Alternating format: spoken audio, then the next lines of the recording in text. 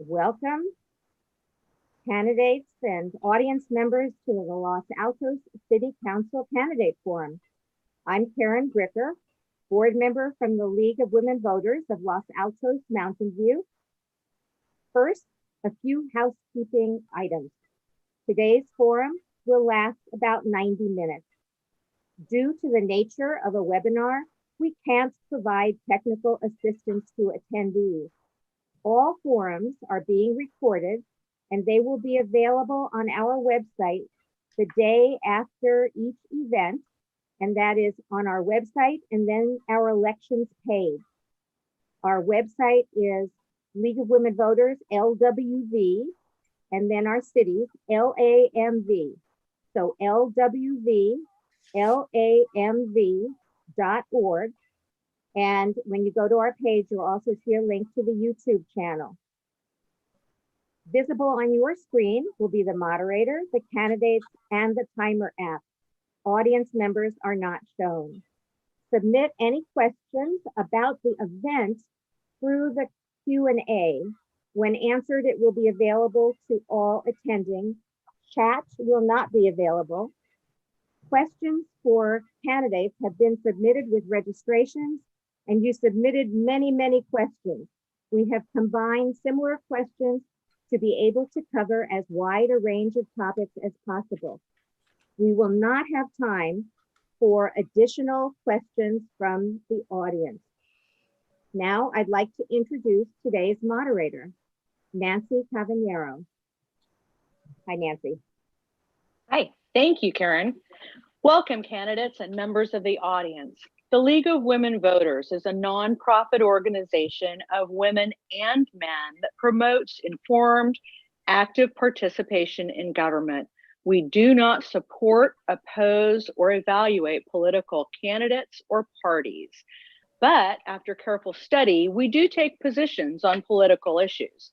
The League invites anyone who's interested in supporting democracy and local government to join us. Here's the format for today's forum.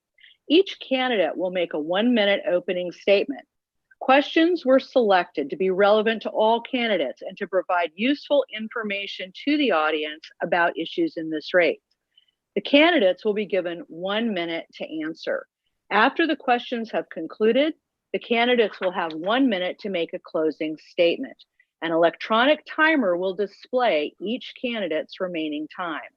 The electronic timer will also randomly shuffle the candidates responding to each question. The timer will display the name of the current speaker, and the next speaker will be shown in the bottom of the window. We ask our candidates to abide by the following. Number 1, time limits. When the timer line turns red, I will say thank you. Please complete your current sentence. Number 2, respect. Candidates will not interrupt each other. Number 3, fairness. Campaign marketing materials will not be visible on candidate screens. Now, I'd like to introduce the candidates who are running for the 3 seats on the Los Altos City Council, which are for a term of 4 years. Please raise your hand as you're introduced. I'm going to introduce you alphabetically. Terry Couture, Lynette Lee Eng, Kuljit Kalkat, Sally Meadows, Alex Rubashevsky, Scott Spielman, Jonathan Weinberg. Thank you for participating in today's forum. We're now ready to begin. First, we're going to be doing 1-minute opening statements, and the first person will be Lynette Lee Eng. Lynette, please begin your 1-minute opening statement. Hello, I am Lynette Lee Eng, your City Council member and mayor in 2019. When you elected me 4 years ago, I said we needed to get things done. And as promised, together, we got things done. Recognizing that we should do more for affordable housing, I pressed for enforcing rules that keep below market rate units as below market rate units. protecting our most vulnerable, lower income population as intended. Some of our parklands were at risk because they were not properly designated in the general plan. When I was mayor, I championed the effort to safeguard our parks by rezoning them properly. Delivering on a longstanding city promise, we also purchased 999 Fremont Avenue in Loyola Corners, preventing overbuilding on that small central neighborhood business site. I am looking forward to sharing my ideas with you this evening. Thank you for the opportunity. Thank you. Alex? Hello. As a real estate broker and resident of Los Altos for 20 years, I've been keeping an eye on home values and growth of property values. Our neighboring cities like Mountain View and Palo Alto have been increasing their value at a faster pace than we have. Mountain View doubled in the past 8 years, while Los Altos only gained 30 to 50%. Palo Alto has outpaced our value growth and is more expensive than our price ceiling. I believe that this stagnation of private and city development is the cause, and I'm running to help nudge the city back on course in that respect. I would like to remove subjectivity from single-family residential remodeling so homeowners can make the most out of their homes, make them beautiful, and maximize their enjoyment and value, and provide businesses with room to grow and attract patrons safely in our ever-changing environment. In my experience as a contractor, I've stood in front of city representatives and pleaded my case on behalf of residents. I bring a unique perspective by being on the other side of government and representing the people that I may be serving in the future. I believe that a business-forward nature is going to be beneficial for both residents and for the future of our city. Thank you. Sally? Good evening, I'm Sally Meadows, and I'm running for City Council because we need experienced, value-driven leaders with a vision for Los Altos today and who also accept responsibility and stewardship for tomorrow. More specifically, I'm running because I care deeply about our community. I am well prepared. Serving on council would be an extension of my decade of in-depth community service. We need effective, objective, and fiscally responsible leadership. And through my work in the community since I retired, I've been encouraged by many people to run for office. And this year, I've made that commitment. I say it's about all of us because it's not about me or my friends or even those who vote for me. It's also about those who don't agree with me and who don't vote for me. It's about understanding that it is the responsibility of council to make resident-focused decisions, and those decisions must be fair, objective, for the greater good and forward-looking. This is what I commit to bring to council. Thank you. Thank you. Jonathan? I can't hear you. Hello and good evening. Nancy, thank you very much for the introduction, and thank you to the League of Women Voters for hosting the forum tonight. Let me start by saying that I think it's an honor to be on this virtual stage with so many qualified candidates who all love and care for Los Altos as deeply as I do. A little bit about myself. My wife, Edith, and I moved to Los Altos in 2009. We're raising our young family, a 12-year-old son and a 10-year-old daughter in the Grant Park neighborhood of the city. I decided to run for a seat on the city council because I want to be a voice for the residents and taxpayers of the city. And I want to collaborate with my colleagues so that we can address the challenges of today and position the city for a much better future. My top priorities are fiscal responsibility, getting our litigation under control, social justice, effective leadership and civil discourse, and to protect and preserve our environment, among others. And I'm looking forward tonight to engage with all the candidates and talk about these issues in more detail. Thank you. Thank you. Terry? Hi, I'm Terry Couture. The town of Los Altos is home for many people from many different backgrounds. My goal as a member of the Los Altos City Council is to strengthen the aesthetics and the economics of our town. The role of a leader involves the ability to research and assess information with efficient speed, respectful thought, and to decide on priorities. There is a need for leaders to have critical thinking, be technically savvy, and decide what's practical and possible. For over 40 years, I've worked in the community and gained a business background, including management, teaching, volunteering, Santa Clara County Planning Commission, Santa Clara County Value Hearings Officer, and of course, residential real estate brokerage. Crisis management, competent communication, and a dedicated and disciplined work ethic helped me succeed. I believe my background, my personality, my diligence, and my experience will allow me to be a useful contribution to our beautiful Los Altos. Thank you. Thank you. Kuljit? Yes, hi, everybody. Thank you to the League of Women Voters for There you are. speaking today. I would like to share with you a little bit about my leadership style and my priorities. I've been around many public servants all my life, and I've spent 30 years in leadership roles in the tech industry.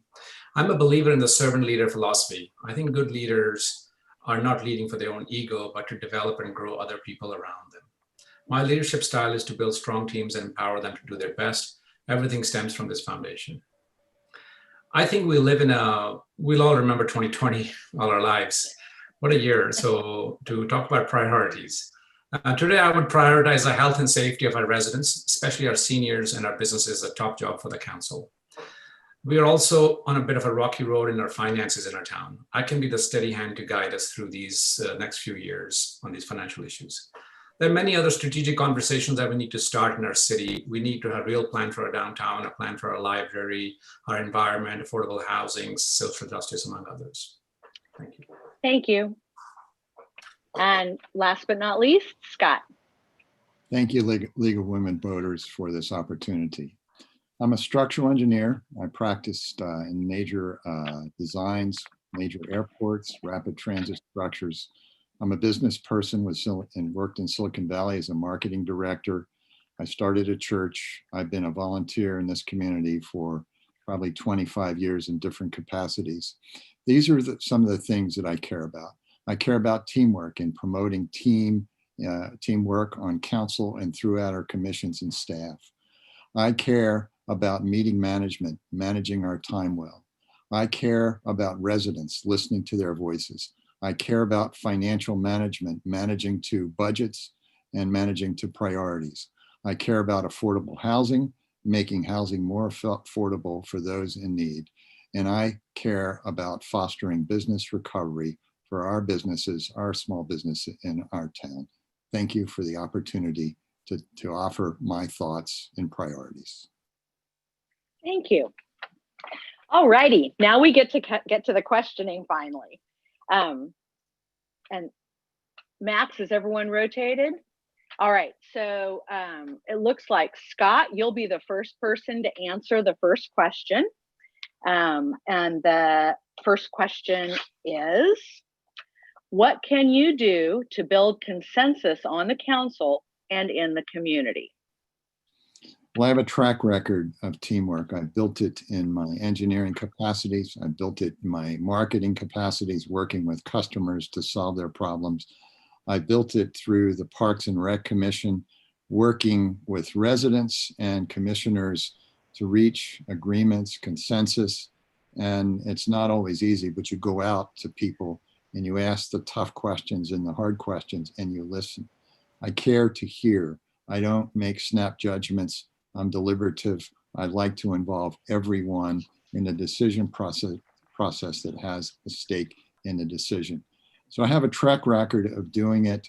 And I really believe that it's particularly important on city council working among each other and also working with staff and working with commissioners. That is an area that's sorely lacking in our town and really needs to be improved. And we can do it. We can do it together. We indeed can do it well. Thank you. All right, Terry, you're up next. Consensus means respect for everybody. That includes the staff, the manager, the council members, and the commissioners who do the work for us, our legal advisor. In my job as a real estate agent, every single day is about making decisions based on all the evidence you can get, doing the research, finding consensus among people and get it together. And the Planning Commission and the Value Hearings Officer, it's always about doing the right thing.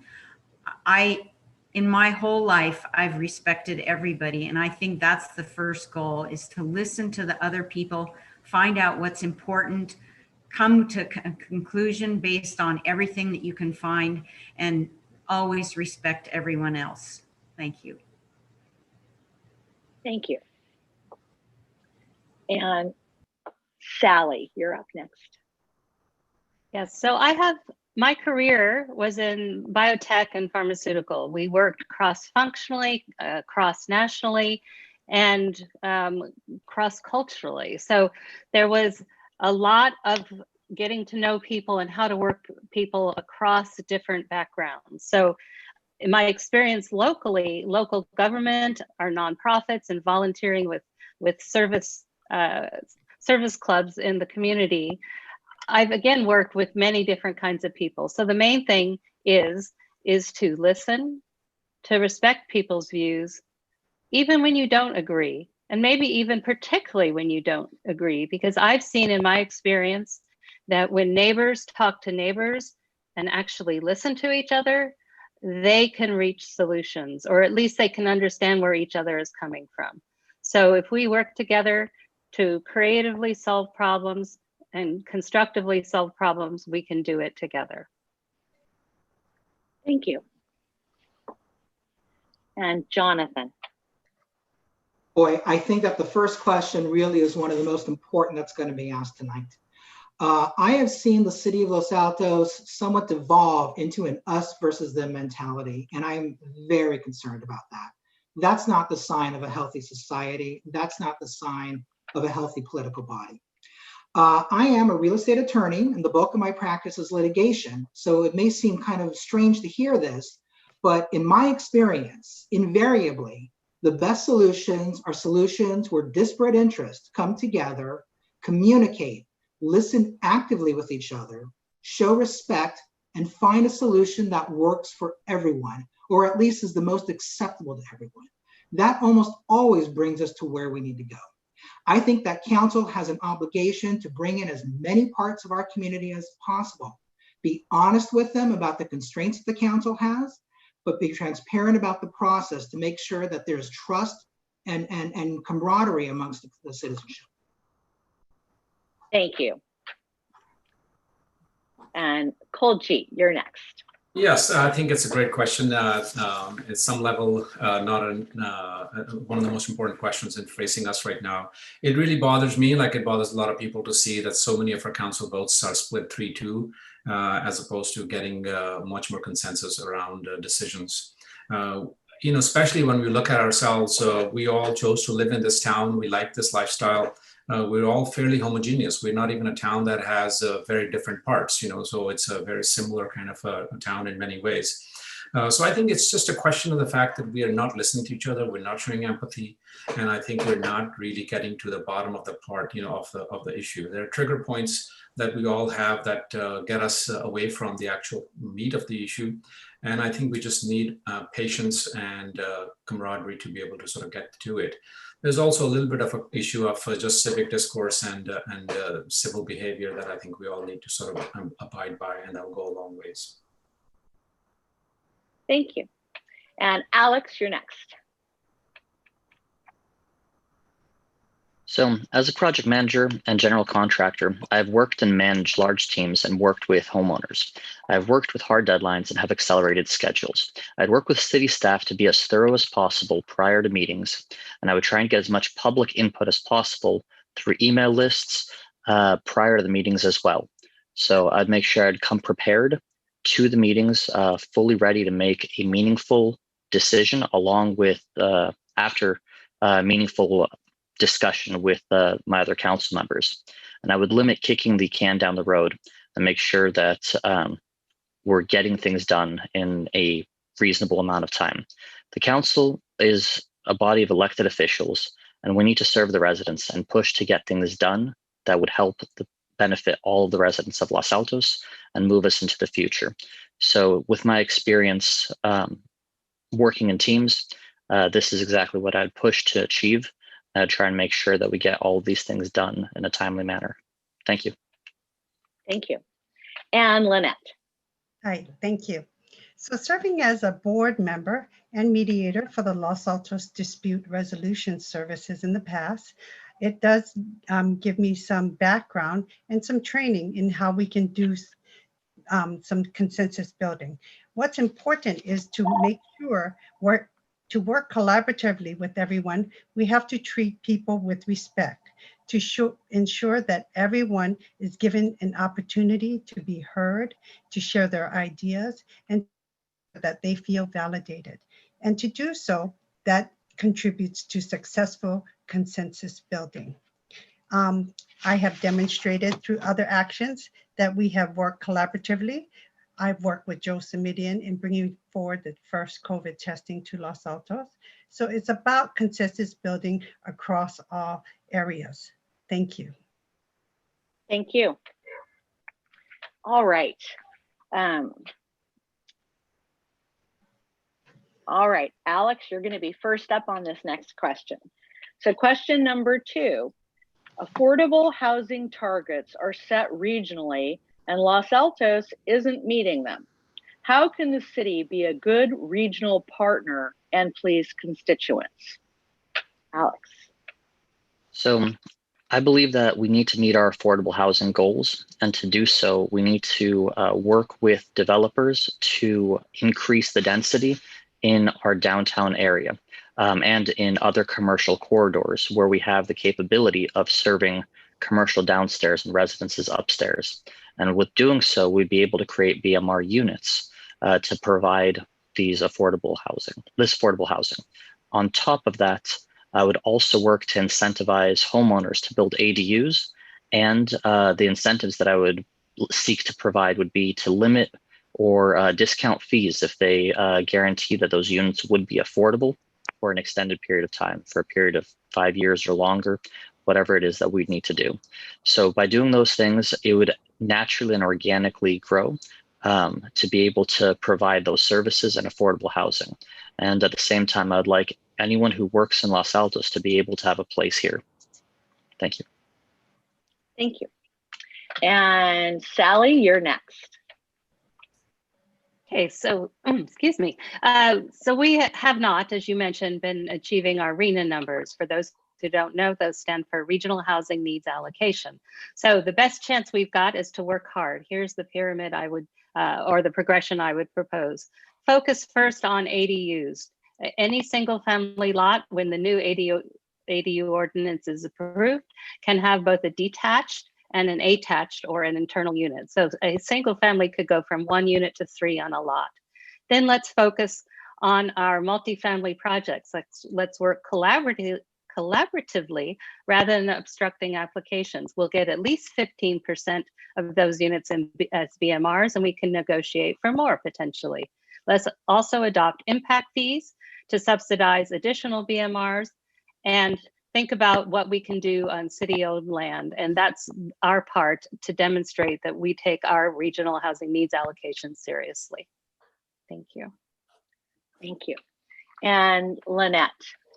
So Nancy, do you mind if I ask you to repeat the question? Because I want to make sure I'm addressing it correctly. Affordable housing targets are set regionally and Los Altos is not meeting them. How can the city be a good regional partner and please constituents? Okay, thank you. So to really understand the RHNA numbers, the number comes from the Plan Bay area. And the focus is concentrated on the Silicon Valley area. The key issue is the jobs to housing ratio. Instead of looking at dispersing jobs, they are concentrating jobs in this area. So dense jobs leads to dense housing. We need to push for dispersion of job growth. I have been active with local groups to send a strong message to HCD and MTC to disperse the jobs.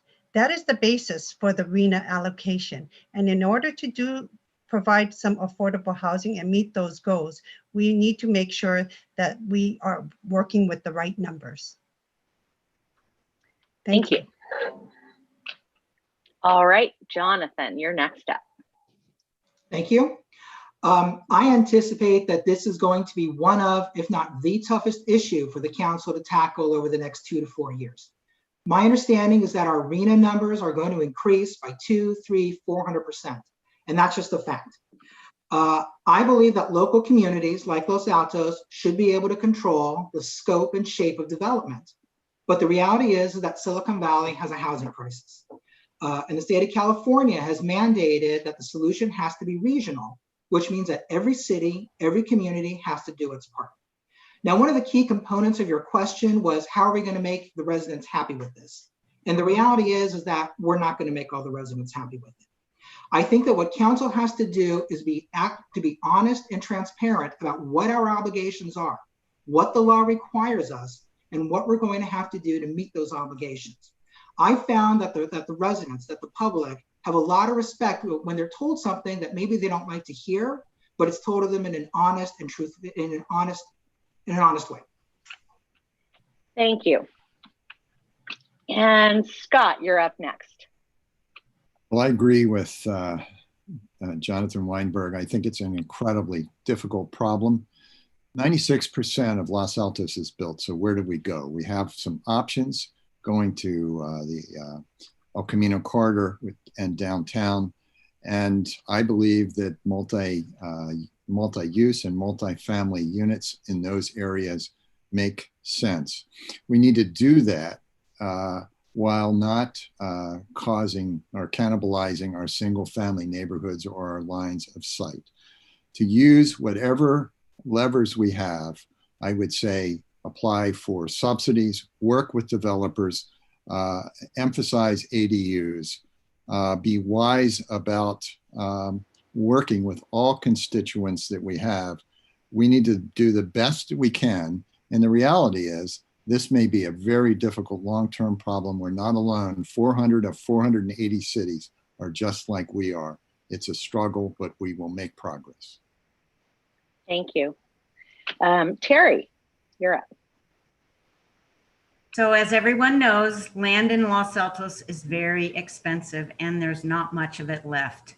The only areas we have are the multi-zoned areas, the downtown core, and a number of other little spots. Those are the areas that we need to concentrate on getting as much affordable housing as we can in without ruining the privacy of the current residents. We do have building standards on El Camino and those areas that allow for higher density, and they do limit exact heights.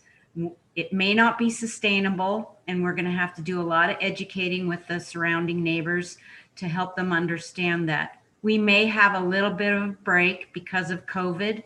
A lot of rentals are now on the market, so I think we have to watch and wait to see exactly what happens and be careful not to overbuild. It's already happening on downtown El Camino, so we need to be careful. Thank you. Thank you. And Koljeet, it's your turn finally. Thank you. Yes, so a tough nut to crack, as has been pointed out. I think there are a lot of little things we can do. But I do want to point out, some of those things, just because you change zoning, just because you pass some laws, the market forces have to be there for things to happen. We changed the laws on ADUs about 3 years ago, and I think we built only 30 of them. So a town of 10,000 homes, 30 additional ADUs in a free market is not a good sign that we can actually fulfill this number by just having ADUs. Higher density BMR is the same reason. Our land's too expensive. The math doesn't work to be able to do that. So I think the question was about regional responsibility, and I think we need to look for a regional answer. So for instance, Cupertino School District, so this is bringing in a party that has a stake in it, has decided to build housing for themselves. Palo Alto School District's doing the same thing. We need to partner with these kind of people who actually have a vested interest in building housing for their own constituents and solve this problem. That's the only way we can rely on market forces. Otherwise, we have to get into the housing business. Okay, thank you. I'm waiting for that to rotate. All righty. So the next question, Terry, it's going to come to you first. And question number 3 is, discuss the fiscal health of the city and the challenges faced with COVID, lawsuits, and more. How would you improve the financial condition of Los Altos? Unfortunately, the lawsuits, as best I can understand, there were new laws that came into effect that council, staff, commissions, and the attorney didn't have enough education to make a good decision. I think we have to be very, very careful and completely educated on any kind of new rules that come in, so we won't have that kind of issue again. I think all of us are very educated. We'll just need to spend more time on it. As far as helping the businesses, I like the new idea that's happening this week where the businesses are adding little vignettes on each of their restaurants so that the retail can have some space to get their parking in. I had some ideas about getting local sponsorships from our wealthy individuals to help get heat lamps, awnings, contests to go downtown, etc. We all have to work together to help keep our budget safe. Thank you. And Scott, you're next. Well, Los Altos is overspent and we got caught.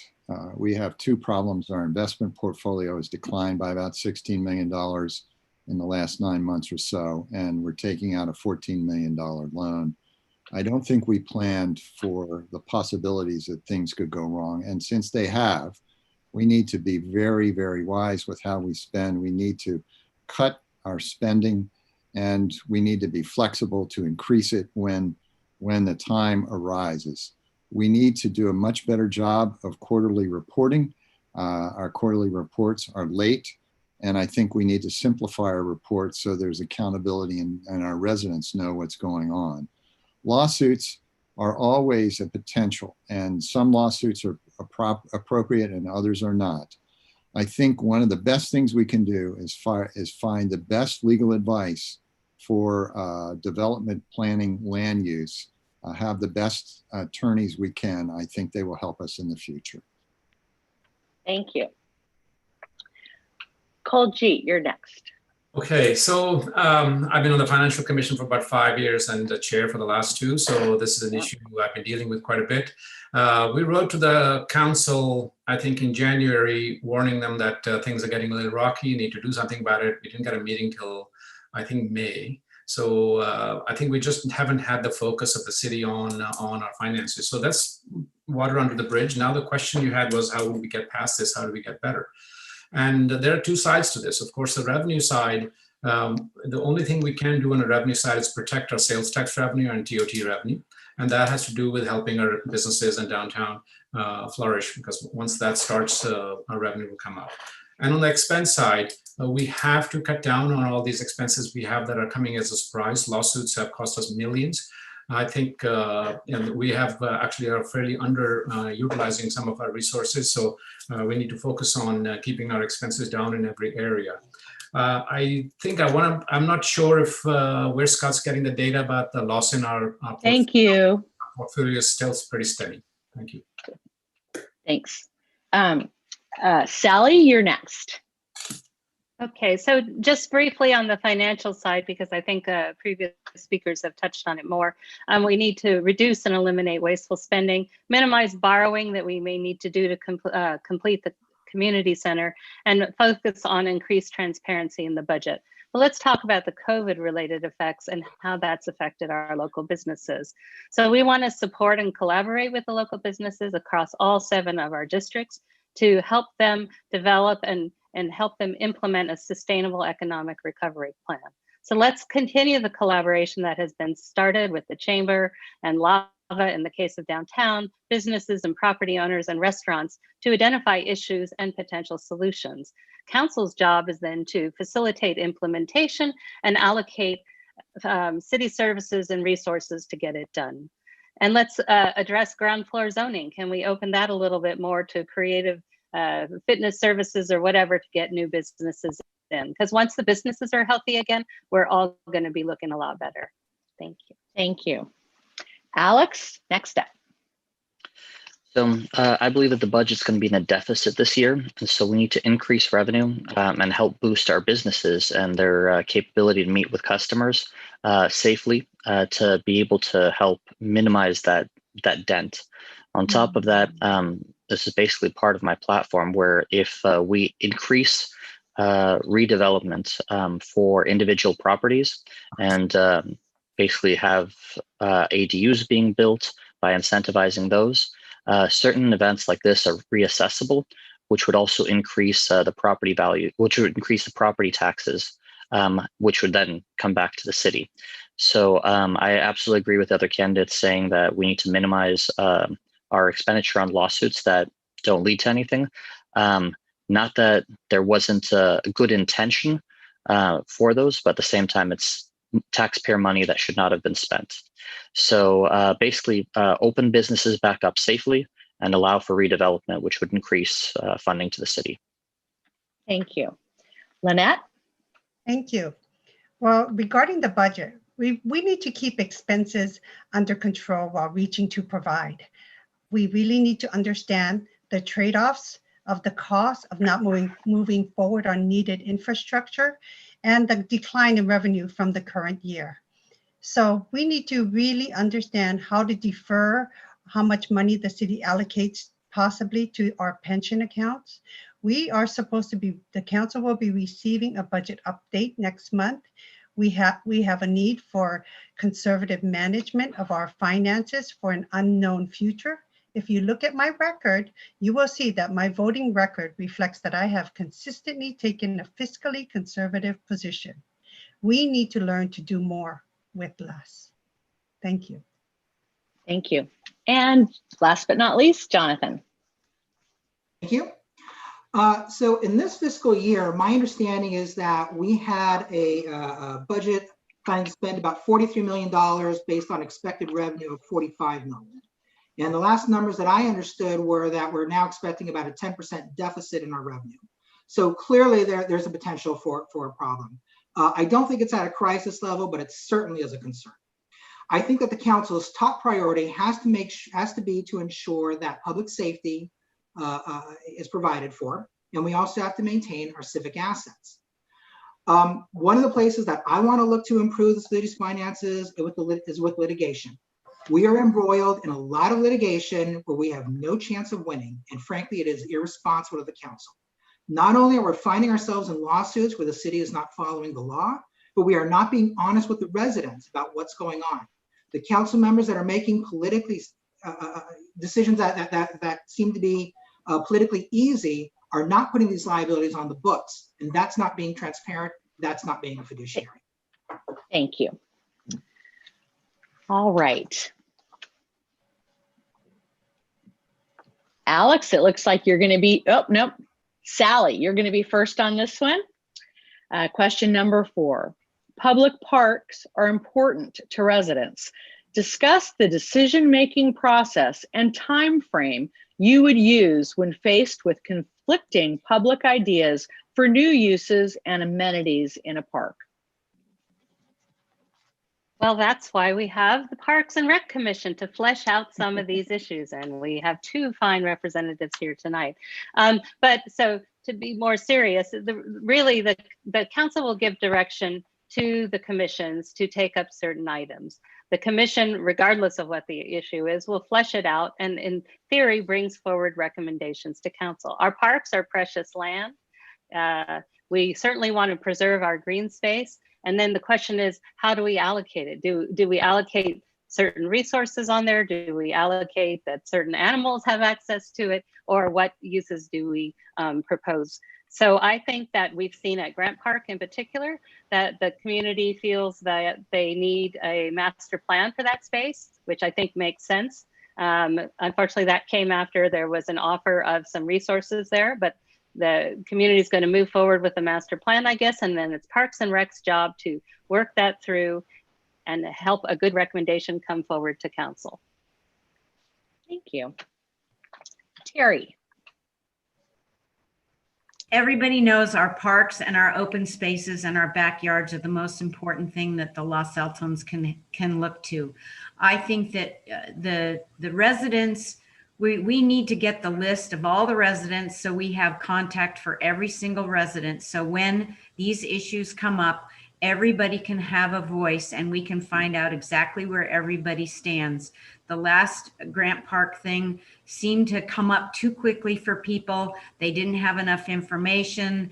It became crisis level. But if we can get everybody on board with the correct contact informations, et cetera, we can be in a much better position to be educated on what the public wants and where they want it and how they want it. Because after all, we still want to keep our parks, and everybody has a specific thing that they want with their parks, and we can find a spot for everybody if we just all get together and think about it. Thank you. Thanks. Alex? So my platform is all about providing more services to the residents to make sure that they're getting the most enjoyment out of Los Altos. And so I would make sure that the residents are being listened to, especially the ones that are most impacted by this. For example, if there's a bocce court or a dog park or something else that detracts from the uses directly in front of a certain property, I would listen to those residents and give them a little bit more weight in the decision making. But at the same time, I believe in the greater good overall. And so as long as these proposals are well thought through, whether they're with a general plan for the park or with basically enough community input, I would weigh that in our decision-making process. But for sure, I believe that we need space for our residents to be able to go outside, especially in COVID, for their children to be able to exercise, for their dogs to be able to exercise, and just to be able to get a mental break and do this quickly, but safely. Thank you.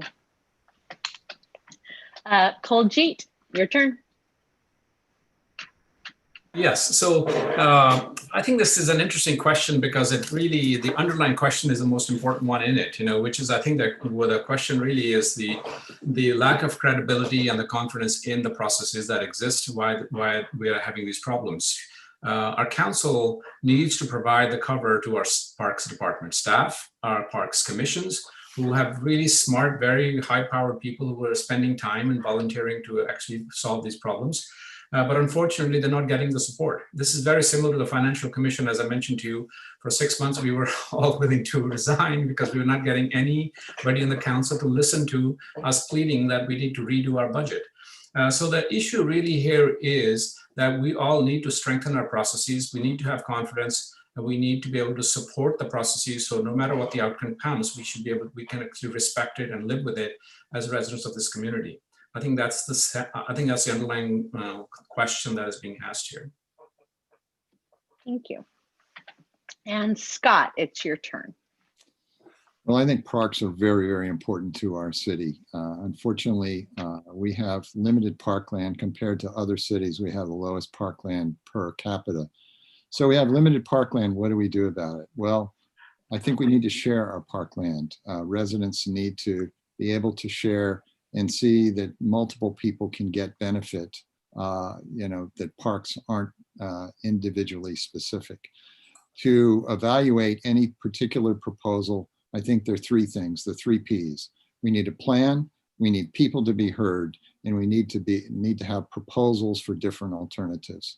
At Grant Park, that's exactly what we need before we decide on bocce ball. We need a plan, we need a master plan. We need residents to have their voices heard, and we need to look at the different alternatives.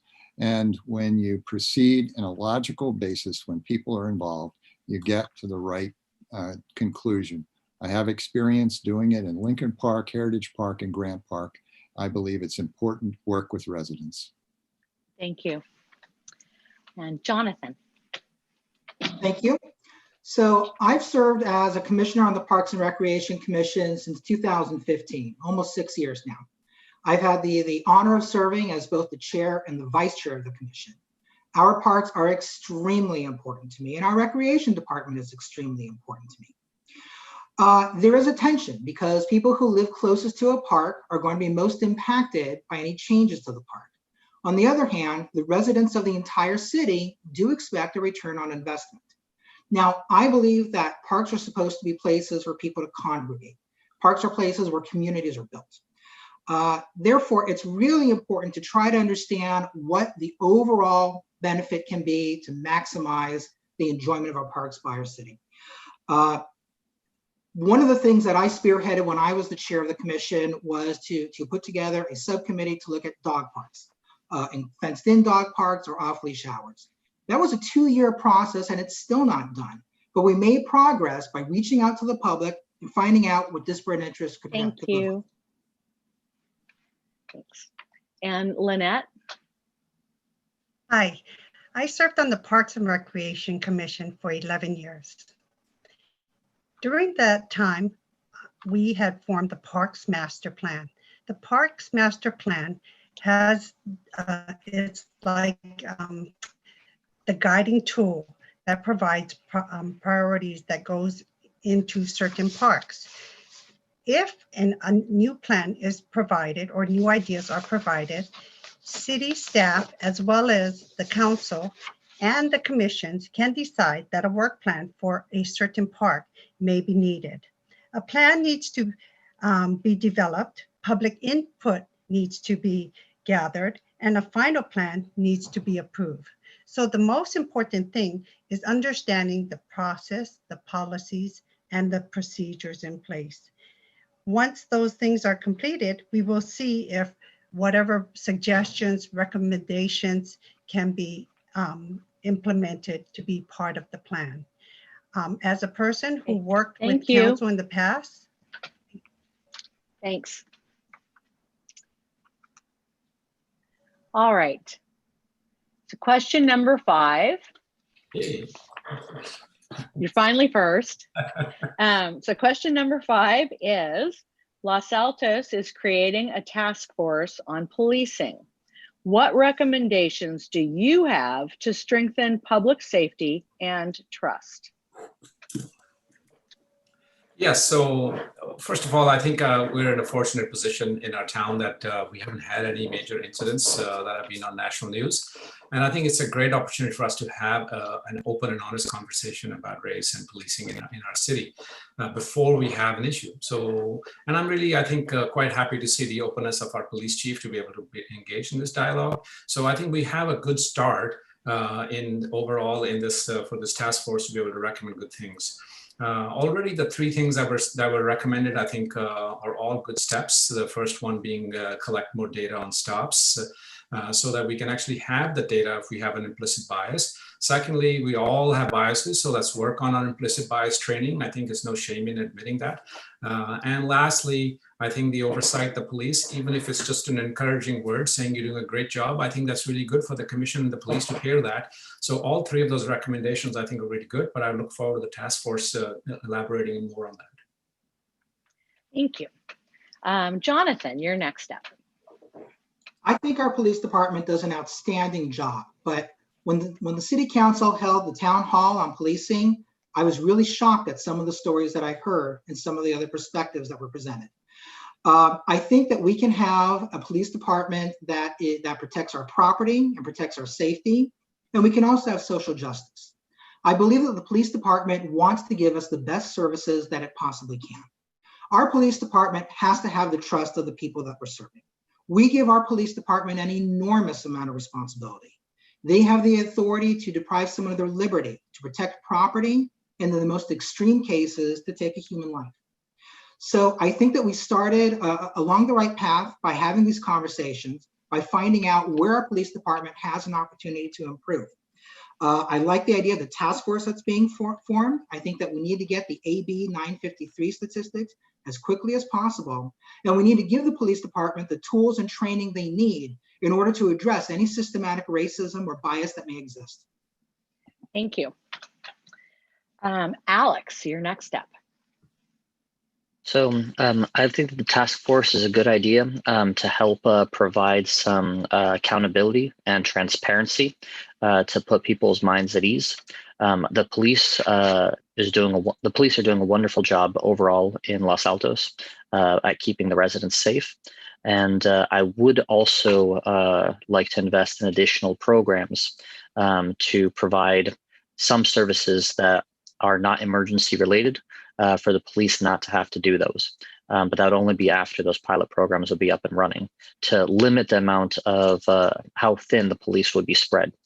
And so with that said, overall, the idea is the residents with the block action teams can also do some basically observing and reporting to assist the police. And in the the task force, the accountability that would be provided would help put residents' minds at ease. Thank you. Thank you. And Scott, you're next. I believe as well that our police are doing a good job. They have two roles. They have the role of crime prevention, and they have the role of keeping our streets safe. Both of those are important.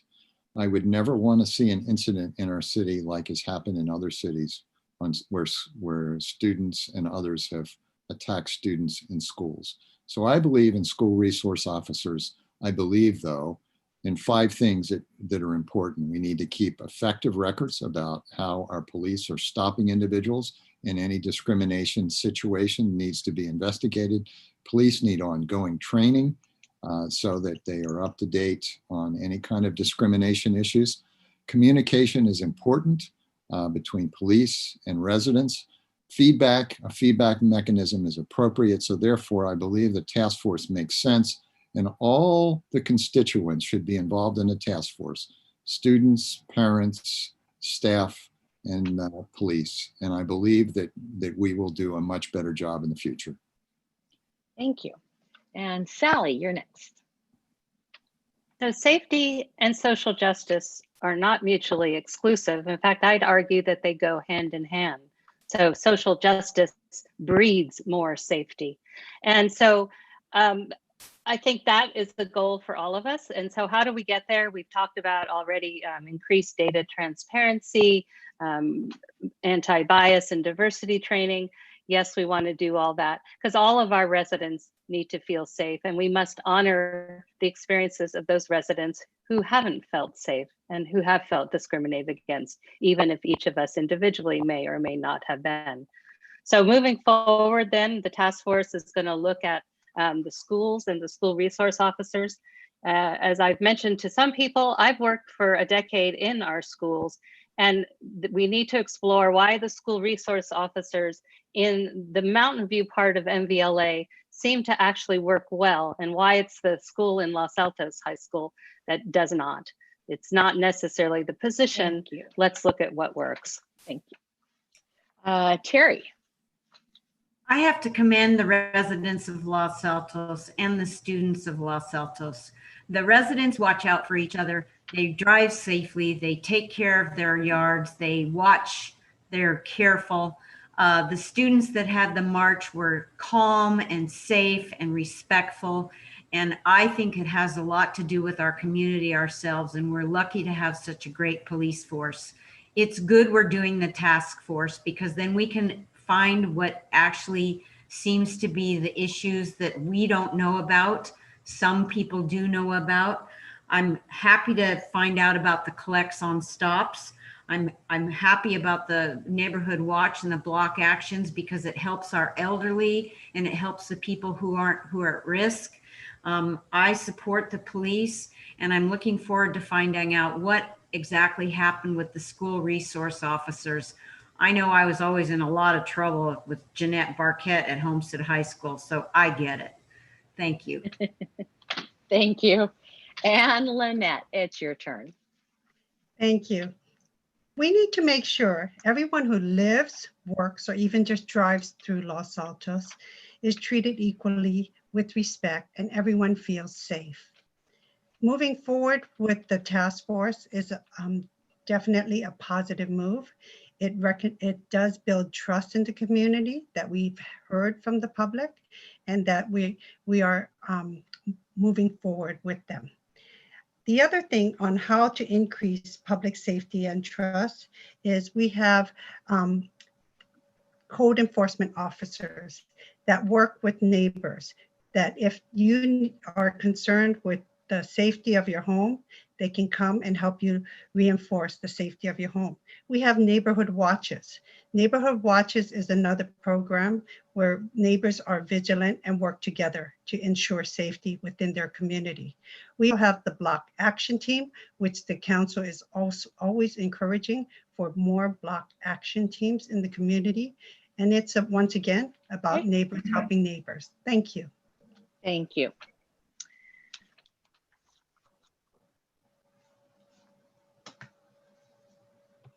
Okay, looks like Sally, you're first again. I'm gonna next- get Jonathan to be the first. Sorry. Oh, it we're changed. rotating. It changed. Sorry. I'll keep changing. Thank you.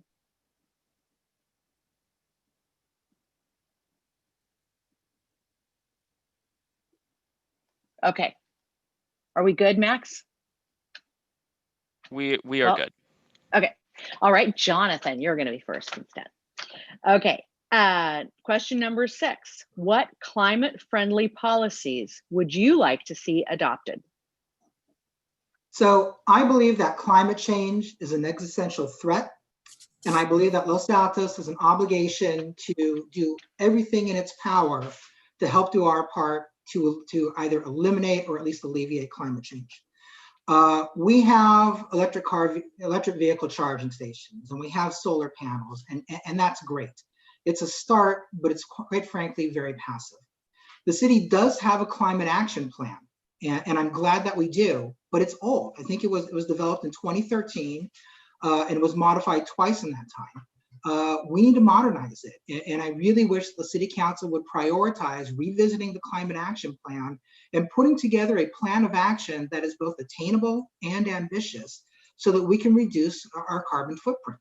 Now, some of the basic things that we can do is to ensure that our city vehicles are being driven less. I think that we can do things to encourage financially or otherwise to make sure that our residents are installing energy-friendly appliances. But I want to see us do more, and I want to see us have a plan. Thanks. Terry, you're up next. The building codes are pretty specific about using energy efficient appliances when you do a remodel or when you build a new house. They have lots of insulation requirements. They have zoning requirements for each room, etc. One of the biggest things that we can do to help climate getting rid of carbon is more trees. Trees do one of the biggest jobs on removing carbon from the atmosphere. The more trees we can have, the better. I know there's a program in town where people are doing that. Anybody who can put a tree on their property should be encouraged and rewarded for it. Keeping drought-resistant plants, keeping low irrigation, pool covers, all those kinds of things help to keep our energy low. And any other kind of reducing energy is a good thing. Thank you. And Scott, you're next. I agree that climate change is a very, very important issue. Its main contributors are automobiles and industrial waste. And so everything that we can do to encourage electronic vehicles and offer electronic vehicle charging stations in our city, I think makes a lot of sense. We have a tremendous group in our city called Greentown that I am a supporter of. And they care about solid waste, they care about water, they care about air, and they do a great job in educating, and they emphasize planting trees. So use them. We can use them. That's an available resource to us. We need to conserve. That is important. And we need to encourage people to commute by bicycles or other means that are energy or low energy consumers. I believe that available energy is important, that we're going to need natural gas for the next number of years. We're going to lose nuclear power. So we want to do what we can to keep energy available, especially to those that need it. Thank you.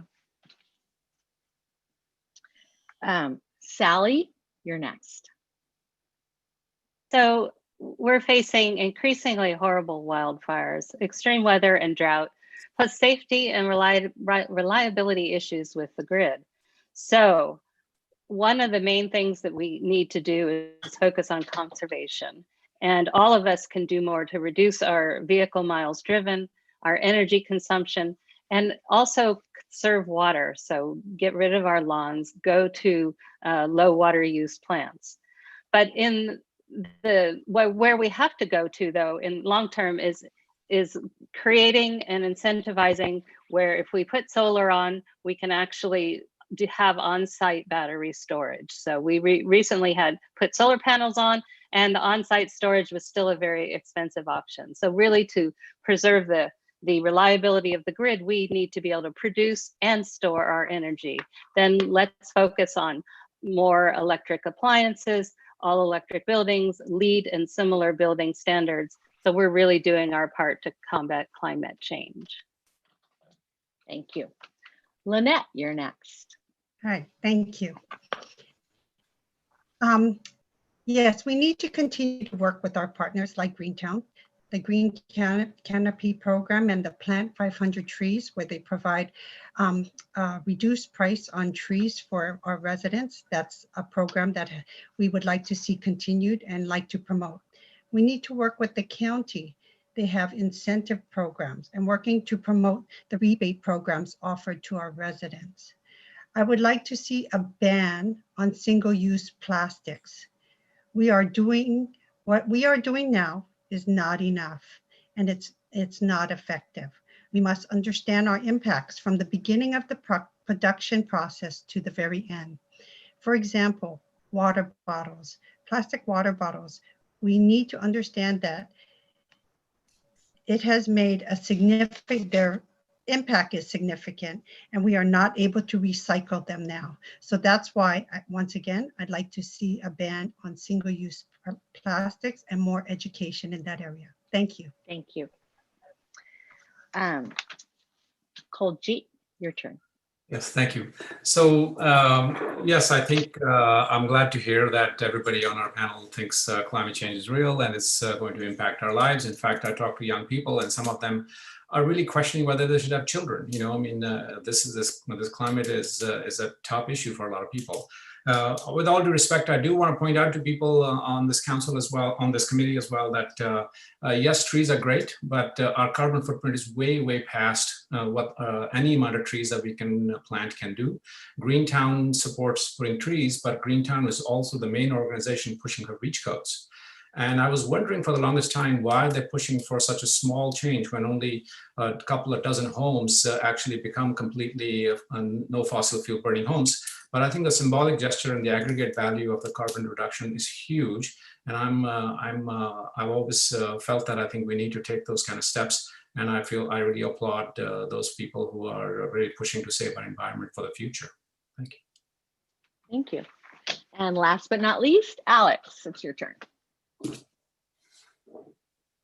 So my platform is actually about remodeling and providing more incentives for people to actually, if you renovate your house, which then triggers Title 24, and streamline the approval process to be able to allow people to do this safely and quickly. So by doing so, the houses become better, they become more efficient, and don't need to spend as much on heating, cooling, whether that's electricity, natural gas, whatever it is. Our power grid is not all green. We're still using gas. We're still using, there's some solar, some wind, but we have natural gas backups. So the idea is we have to generate clean power. That also means that we need to incentivize people with solar installations. And I agree with Sally here saying that we also need to be able to help provide for battery backup so they don't have to use generators. And also urban villages minimize traffic and they're much more efficient and have people all together. Thank you. Thank you.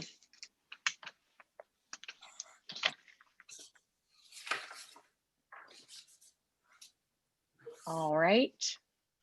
The next question is going to go to Alex. Is that right? And the question is, what capital improvements are needed in the city? So, well, we need to finish our community center and we need to finish our emergency operations center. And then from there, I would help with parking structures, for businesses in the downtown areas and other commercial areas. I know they're not the most beautiful of things, but at the same time, it will allow for businesses to take over streets given the COVID crisis, and allow us to be able to allow those businesses to be able to connect safely with customers. So it would be increasing parking. And then on top of that, if we can afford it, and if it's in our budget and fiscally responsible, I would work with developers to build the affordable housing units so we can start meeting our RENA goals.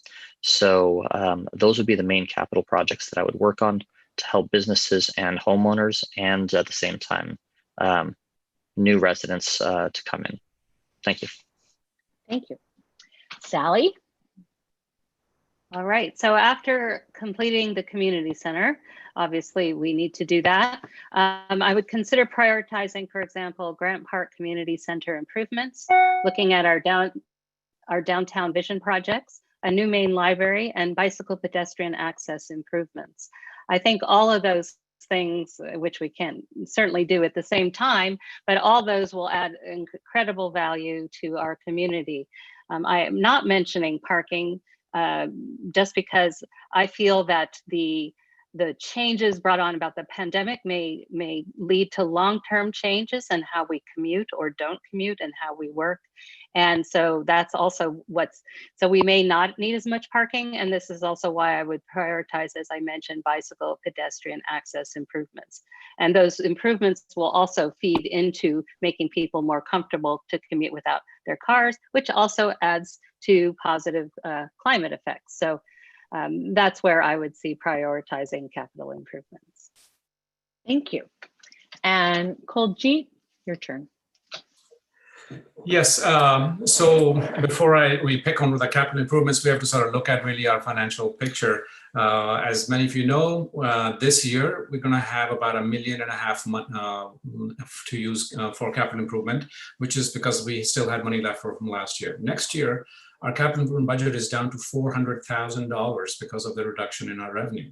So we have a little bit of a challenge to be able to sort of just come out of our financial ability to actually do any kind of projects. So we have to be careful that we don't overspend or overextend ourselves. But there is a very nicely published CAFR, which the Financial Commission helps put together, that has all the capital projects that the council has voted on and approved. It's a very long list of 70 plus projects, and citizens are welcome to look at it and react. But my main point I wanted to bring forward is that we really have to look at our budget before we sort of get carried away on getting behind one or the other. Thank you. And Terry, it's your turn. Capital improvements may have to wait for a few years. We have to finish paying off the loan for the community center. We're currently on a process of repairing a number of streets that had gotten waylaid in the last few years and hadn't been taken care of. So that is an ongoing project. As Kuljit said, there is a whole list of capital improvements that are already approved and should be looked at before we think of anything new. I am very concerned about the budget. I know that our property taxes are going to be okay, but I have a very worried about the business taxes. I see a lot of vacant buildings. I see a lot of closed businesses, and I think we have to be really, really cognizant of where we are with the budget. The residents need to tell us which things they want and which things they don't not want. And we're all praying for the COVID to be over. Thank you. Thanks. Lynette? The decisions are made by the entire council, and we all have to work together to achieve our mutually agreed upon goals. The police department and the fire department have been identified as facilities that need attention. We have a facilities maintenance report that identifies the state of our facilities. It is critical for public safety that these facilities be in optimal condition. Protecting our infrastructure of Los Altos is very important, and as well as focusing on our deferred maintenance. Thank you. Jonathan? Thank you. So the top 3 projects that I would prioritize for capital improvements are the police station, the library, and the Grant Park Community Center. My understanding is that the police station actually the basement floods during the winter. The library, I think, was constructed in the 1960s or so, and then it might have been remodeled in the 1990s. And the Grant Park Community Center got a new roof and some remodeling, but it's still pretty inadequate. And we just built what's going to be a beautiful, brand new community center downtown. But the reality is that a lot of the residents in the southern part of the city don't go downtown very often. And I think that the city has a responsibility to make sure that we give them the same type of modern facilities to enjoy.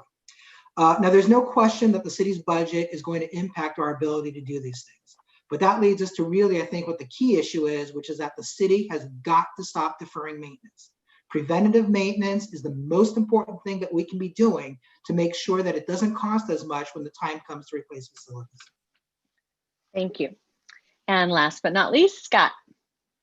Well, in this financial situation, I believe we need to delay spending. We need to defer what we can until we really know what the situation is. Certainly, we got to complete our community center. The emergency operations center should be a priority. And down the line, a police station, I would agree that that should be a priority when we can do it. But we got to take care in the meantime of our infrastructure and our businesses, and where those should be very high priorities for us. So certain things we may need to defer would be a parking structure. To do a library, I really believe we need a library. We need a bond issue for that, but I believe we have to get through our financial crisis first. And I agree that should be something that really ought to be on our priority list. My concern is we have too many priorities and we need to focus in and do a few things well, focus on the most important priorities. I also believe that Grant Park needs attention and it's been neglected. So I'd like to see that raised in importance. Thank you.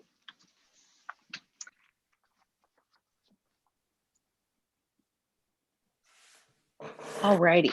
So Jonathan, it looks like you're first up on this one. And this is question number 8. How would you support and expand residential and business diversity in Los Altos? Well, I think the key to doing that is to really address seriously our RENA obligations. Silicon Valley has a housing crisis. The state of California has made it state policy that every city has to do their part. I believe that a healthy and vibrant community has residents from all over the socioeconomic strata. Our first responders, our teachers, employees who work in the city, they should all have an opportunity to live with us. They should all have an opportunity to share in the benefits of our community.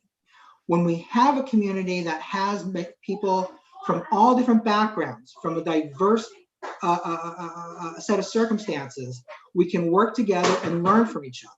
We're building more community. We're having more types of people who are shopping and spending money in the city and learning from one another and acting together. And I think that's going to help the level of political discourse that we see in the city as well. Thank you. Alex? So I would, once again, I go back to the idea of the urban villages, which would protect businesses, allowing them to have access to customers, and also providing the affordable housing above, with some BMR units and other standard units that are slightly more, that have a higher density. And then also going back to incentivizing ADUs to the residents. As Kuljit mentioned, not many people have actually built them, but if we provided incentives for them to make them with discounted fees, more people would be able to provide them and keep them below market rate.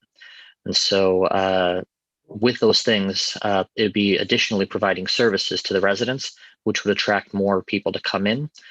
So affordable housing would increase residential diversity, and providing space for businesses would increase business diversity. And at the same time, allowing for underused civic structures, cheap leases for startup businesses. Thank you. And Scott? When we return to the subject of affordable housing, which is again a key issue, it is a very difficult issue, but We've mentioned ADUs. We mentioned doing the best that we can to work with developers to seek as many multi-family units as we can in the appropriate areas. I think we need to do some planning. I think we need to do better planning for housing and figure out what we do in the limited space that we have to be developed. And so that means maybe working with some people we've not worked with, urban planners, for example. We have a downtown vision plan. It's an excellent plan. It's aspirational. And I don't believe we can achieve all of it, but I think we ought to look at it and try to take the best from it that we have. What can we do in the business community to attract other businesses? Tax incentives, make it easy for people to come to Los Altos and open businesses, do the best we can to attract others. Thank you. Koljit. Yes, when I heard the question, I thought you were asking how can we have not just people who work at Google, but also at Facebook. Sorry. I think the largest point that I think we all know is that our average age of our resident in Los Altos is over 40, 45 or something. The only way I think we can sort of address diversity is if we bring opportunities for younger people to be able to actually call this place home. And I think that's the driving factor behind affordable housing or entry-level homes. I'm not talking about, subsidized housing. Even a $1 million place would be great. And I think that will bring in the diversity. Like San Francisco, the average age is I think 28. So I think you will bring quite a lot of changes. Business diversity is actually a tricky question. With about 200,000 or more as an average income of a home, the businesses that do well here are the ones that serve affluent people. So the market dynamics of it, of us being able to sort of bring in low-end businesses just doesn't work, I think. Thank you. Lynette? Thank you. Excuse me. So when you talk affordable housing and a diversity of affordable housing, we also, by providing a diversity of affordable housing, it would also provide, it would support our businesses, because having the workers be able to live within the city is important. In order to, we need to add more. We have been adding more luxury and small amounts of moderate rate units. We need to do more. We need to work to increase low and very low, below market rate units. We need to encourage more rental units. Below market rate units remain, I have encouraged below market rate units to remain below market rate units in perpetuity. We need to seek housing grants to support housing for individuals such as those with special needs, veterans, and seniors.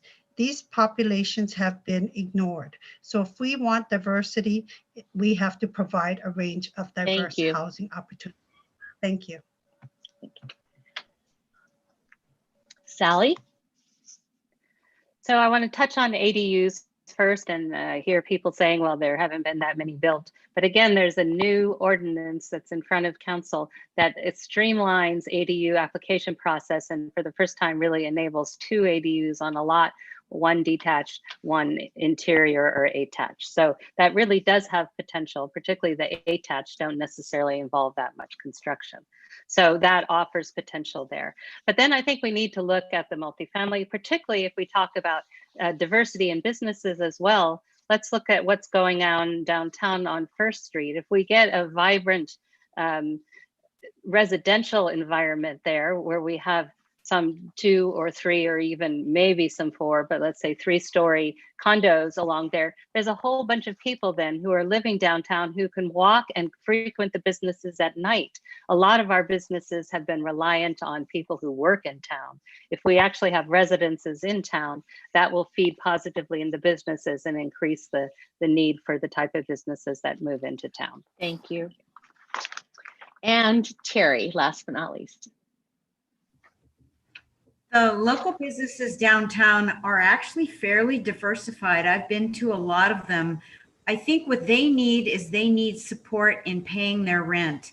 We have a lot of business, a lot of landowners that could give a temporary reduction in leases to get them back up and running, to get new shop owners in, possibly give them a break in the business fees, et cetera, for this first 6 months till they can get up and running. The farmers market has a lot of diversity in it. The virtual art that's coming now, that's very diverse. I think we do a fairly good job of that. We just are very impacted by the COVID right now. As far as affordable housing, the price of land is so expensive that we're going to need to have some kind of grants to help us get affordable housing in Los Altos. And we're just going to have to work on it maybe next year or the year after. Thank you. Thank you. All righty, you guys, we're to the last question. So this one I think you'll like, and looks like Kuljit, you're going to be first on this. And I think it's everybody's favorite question. Ask and answer the question that you wish we had asked you. Kuljit, go ahead.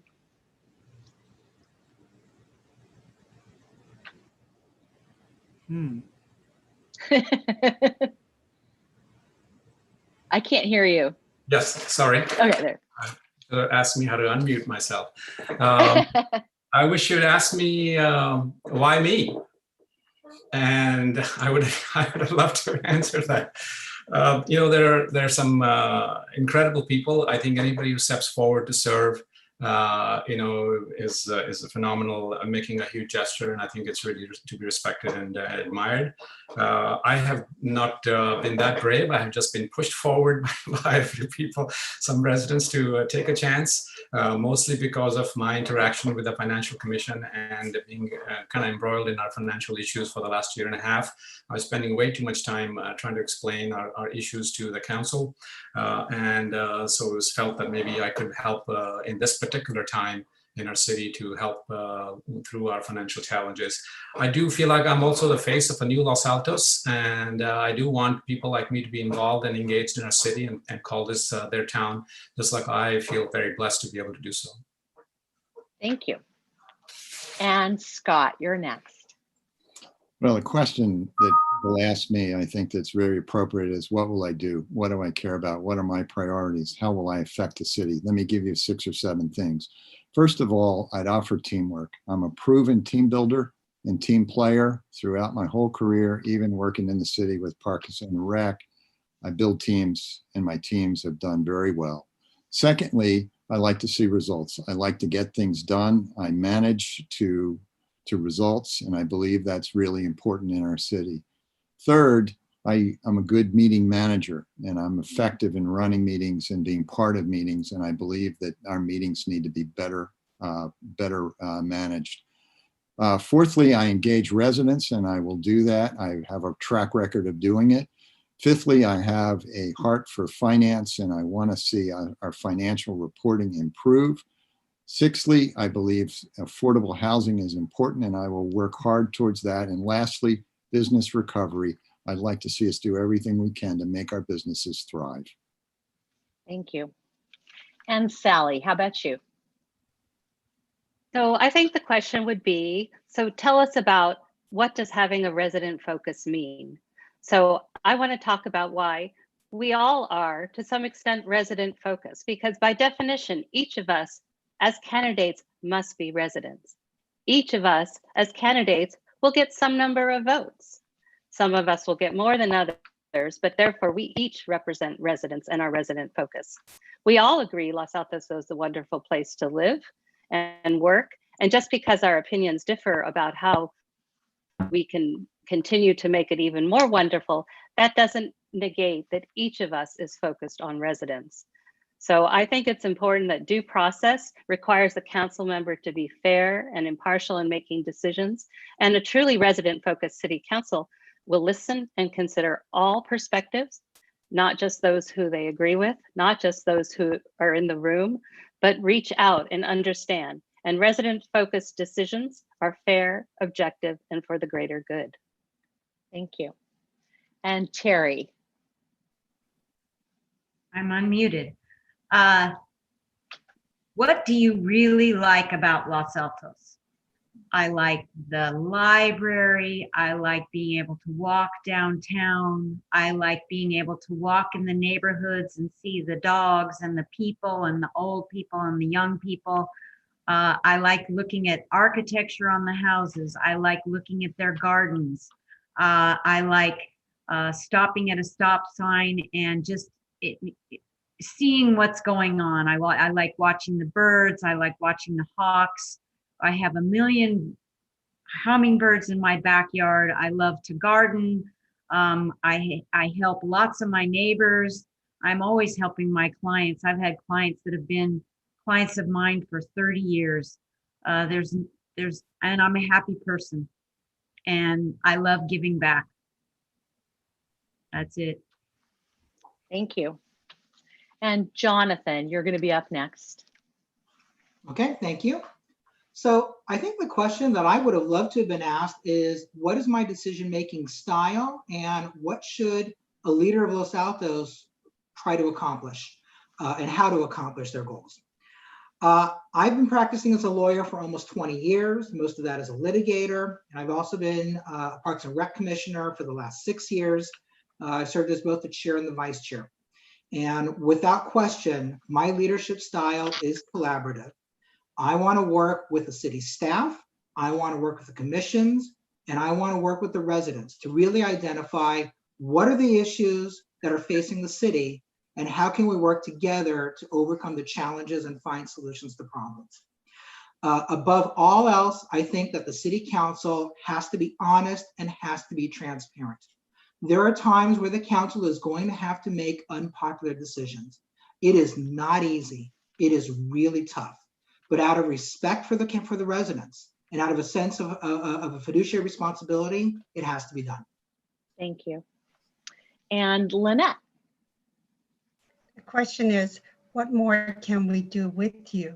Together, I think we can work more to help improve outreach. So your input is important.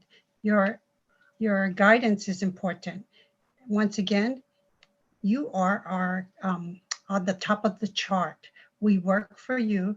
And so together we would like to learn more from what you need. And once again, it's all about working collaboratively with the community, getting outreach, moving forward, and developing our city the way you want to see it. People know that you have the wisdom and the knowledge, and together you have built a wonderful community. And we can continue to do that with your help. So thank you. And I would like to make sure that we continue this effort in building Los Altos and making Los Altos a wonderful place to continue to live, work, and raise a family. Thank you. And Alex, finally your turn. So the question would be, what would my ideal candidate be and what qualities are needed in a good leader? So I think that the other candidates who would get my vote need to be prepared for the future of a post-COVID reality. The candidates should inform residents of the reasons behind their decisions and get their buy-ins from each resident. They should be cognizant of the residents' time and effort and want to help steer Los Altos into a future to increase services and minimize exposure to litigation. Candidates need to represent the greater good of the city. They need to get things done quickly and work with staff to make the best decisions. They need to be not afraid to create certain developments to be able to meet goals, and at the same time understand the fears and the hesitations of the residents of why they don't want certain things to happen and the fear of change, and be able to help inform the residents, get their input, and help us be in the driver's seat of the future of Los Altos and how Los Altos can move forward into the next decades. Thank you. So that concludes the questioning portion of our forum. And now each of you will give a 1-minute closing statement. And it looks like, Scott, you're going to be first on closing statements. A few thoughts.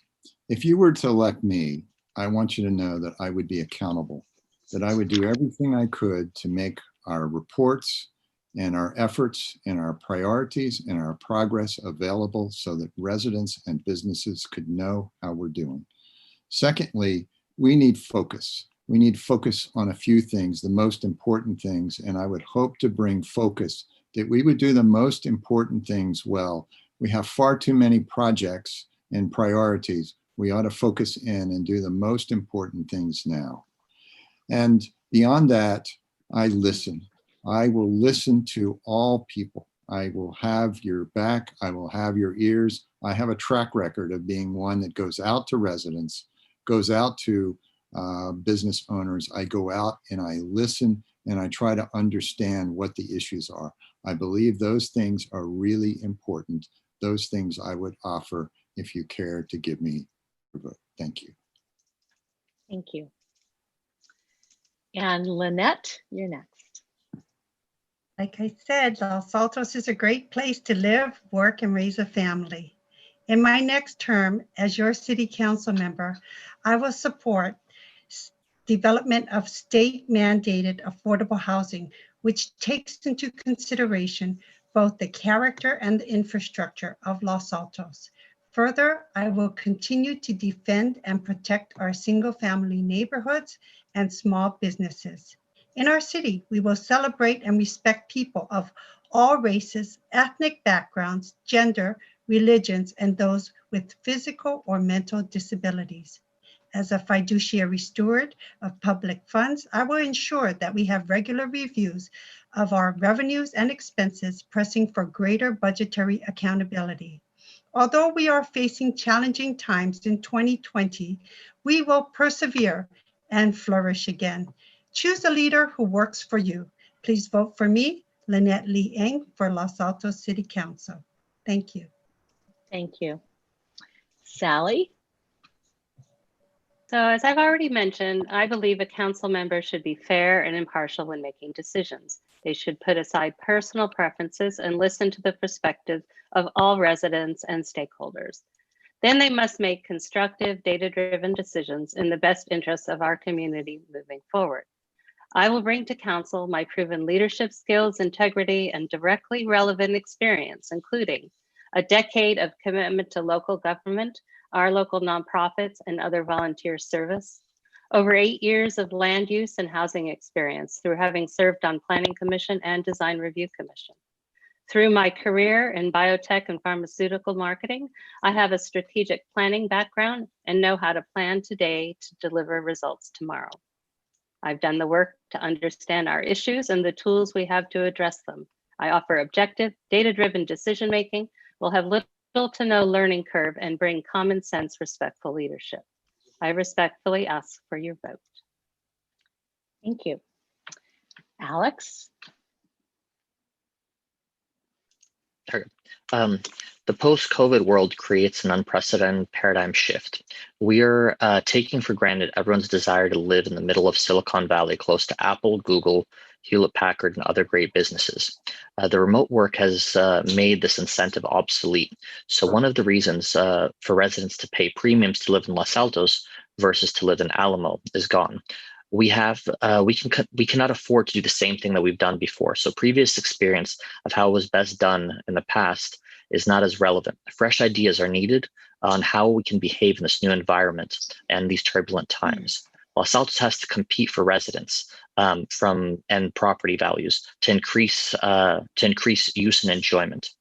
We have to look at the city as a business or a mutual fund that all the residents have bought into, our investors and shareholders. We need to increase the property values to increase city revenue so we can supply affordable housing, thriving business, and more services to the residents to be more competitive and keep them happy and in love with the city that we all live in. Thank you. And Koljeet. Great, thank you. I always learn something when I'm on a panel like this. That's fantastic. I'm really honored to have been encouraged by several residents to run for the City Council, and if elected, I'll do my utmost to bring forward my leadership and values to this role. Please vote for me if you want an effective council that can provide the leadership needed to guide our city to an even brighter future, particularly for the next couple of years.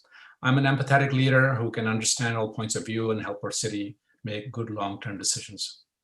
Vote for me if you want a sense of pride and empathy and civic engagement among all of our residents. I represent the past. I've been here 30 some years. I've raised a family. It's been a blessing to live in Los Altos, but I also represent and share the sentiments and hopes of the new residents of Los Altos. Vote for me if you want a council member who's committed to hard work, and I'm willing to make open, clear, fact-based decisions for the greater good. We all love this city, so let's move forward together. Thank you. Thank you. Jonathan? My wife and I moved to Los Altos 11 years ago because we absolutely love the charm and character of the city. This is where we've laid down our roots, and this is where we're raising our family. And we're proud to call Los Altos our home.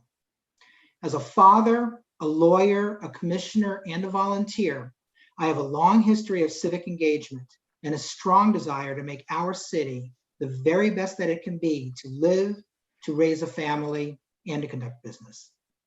My professional background and a deep involvement with the city make me uniquely qualified to serve as a member of the council. My commitment to you, the voter, is a promise to listen to the residents, to protect the taxpayers' money, and to lead Los Altos with a steady hand. I am endorsed by 10 former Los Altos mayors, the Alliance of Former Los Altos Mayors, and the Los Altos Town Crier. I ask that you please visit my website for more information about my campaign, my stand on the issues, and a more complete list of my endorsements. Please vote for me when you cast your ballot. Thank you. And Terry. People who know me, my clients and associates and neighbors, will tell you that I will go to the ends of the earth to help them. I grew up on Highland Circle in Los Altos, and although much has changed, a lot has remained the same. Because I have very successful private business backgrounds, Santa Clara County planning and value hearings appointments, and I'm always ready to help as a realtor and a neighbor, I will support and represent the residents of Los Altos. Thank you for your consideration. Thank you.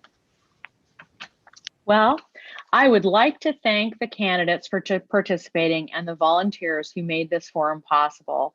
And I'd really like to thank the candidates for doing such a fabulous job of following the time limits, which were certainly short, and you guys were awesome. So thank you. The League of Women Voters believes that a democratic government depends upon the informed and active participation of its citizens.